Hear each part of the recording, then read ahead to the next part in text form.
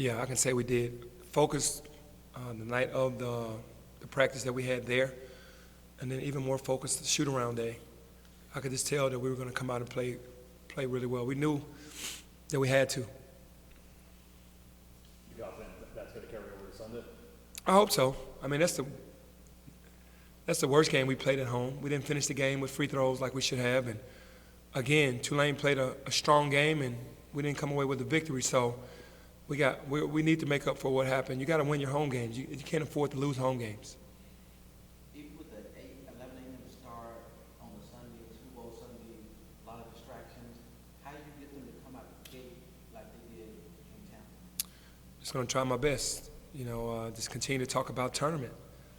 Positioning ourselves for the AAC regular season, because you never know what can happen, and positioning ourselves for the AAC tournament. And then you keep winning, you're in the NCAA. So simple math. Kendrick Davis talked about some of the conversations you've had with him, just the honest conversations, and he said, how he's responded. How do you feel he's reciprocated some of those conversations you guys had, and just what do you expect out of him? He applies it right away. I mean, he understands when he's wrong, and then I support him when he's right. But when he's not doing things how I think he should be doing them, and it doesn't mean that he's doing something negative. I might think that we need to do it another way. He accepts that and trusts me when I tell him those things, and he carries it over right to the game. What is your level of confidence in the rest of the group outside of him collectively in tight, close games late? I'm confident because we played enough of those this year where we've gotten a ton of experience. So we're experienced in overtimes and close games, I promise you. So I trust everyone else as well. I'm an NFC guy, so as hard as it might be for me to say Eagles, it's got to be the Eagles. I'm an NFC guy. Off topic. I am. I love the NFC. You don't tweet much, but you fired one off the other night to congratulate LeBron on passing three. He's talked about how much he admired you growing up as a baller, just as a hoop head yourself. What are your thoughts on him passing that?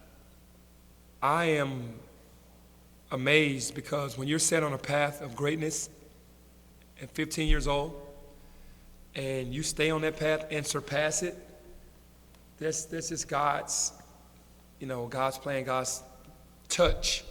And to see it come into play, to witness it on TV, he knew what number he had to get. He hit the number before halftime. And to do it in front of all of his friends and family and the fans and national TV, that's amazing to break history that way. And then I was shocked that he got that emotional. Not saying he was going to be too cool, but it was pretty cool to see him let it go and just kind of understand the moment. A little bit different. Do you see any of the hype that followed him when he was coming to the league? Is it similar to your path at all when you arrived? Well, I didn't have the high school coverage that he had. And obviously, he came in with a bang, so he came into the league bigger than I was. And he sustained. Even though I didn't have a shabby career and I played at a high level, everybody understands King James' journey. Keontae has slowly improved as he's going up. Elijah has had a different path arc, but he's also improving as a person, as a player for you.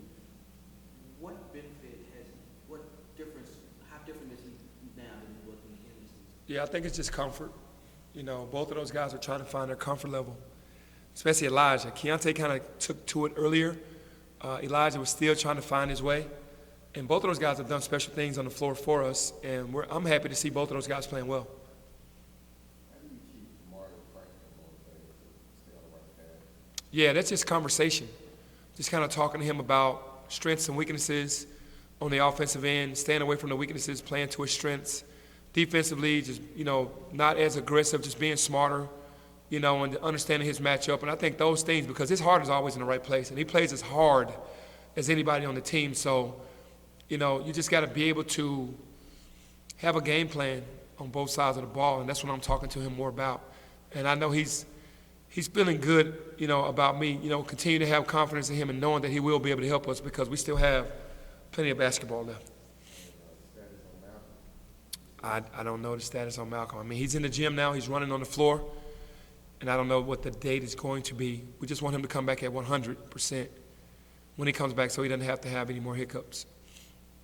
You guys take it a game at a time, but does it feel more urgent right now I'm sorry? Does it feel more urgent in the locker room right now, just with what's at stake next couple weeks? Yeah, the closer you get to the end of February, you know March is coming.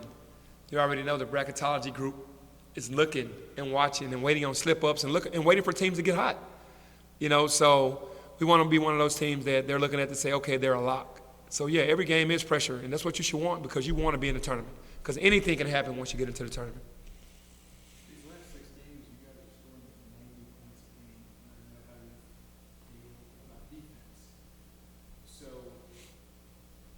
is it just like with Halo out that you just sort of like had to lean into trying to outscore people, or was there some point where you made a conscious decision like let's lean into trying to score a ton of points? Well, I think with us, you know, not being as great defensively, we've worked defense a lot, but offensively we're getting opportunities to score the ball more. And it's not like I'll ever let defense down because defense is going to win you your championships.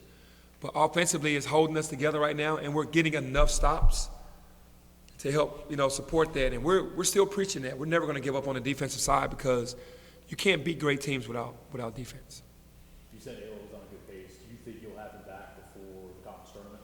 Yeah, I can strongly say that he'll be back before the conference tournament. Why is the offense better right now? You said when it clicked, we'll see it. It seems like they're flowing better, the shots are more efficient, and the team flowing offensively better. Why is it so much better now than it was earlier? I think it's a comfort level with KD, with DeAndre, of understanding who's who, where people want the ball. You got to understand, none of these guys knew each other before they came together.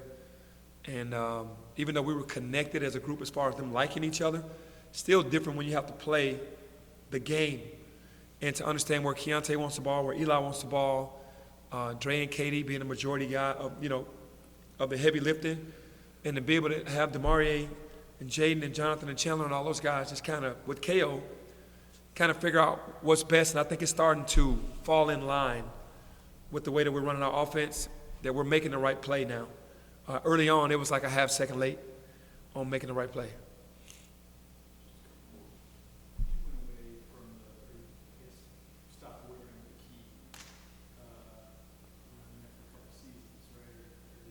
Or did you? Yeah, I wore it my first year, and I haven't worn it until this year. So what made you decide to bring something back? What made me decide was because I really do believe in this team. I believe that this team has an opportunity to do something special. We're doing things that no one else thought that we could do with the roster that we have because we don't have a lot of 5 stars. And I believe that if we come together on both sides of the ball, we'll be tough to beat moving forward. You just had I had extra. No, I didn't. I actually had ordered a ton more than I needed the first time around. And in my locker, I started wearing it first, and I was like, you know what? Let me see if I have enough to give to everyone. And I did. I had enough to give to all the entire staff. the players were? No. Nope. Just the staff. Oh, former players in town. Josh, man, what do you think about his development so far? Josh, man, to me, will be a superstar in the league one day. He just has to, you know, pay his dues.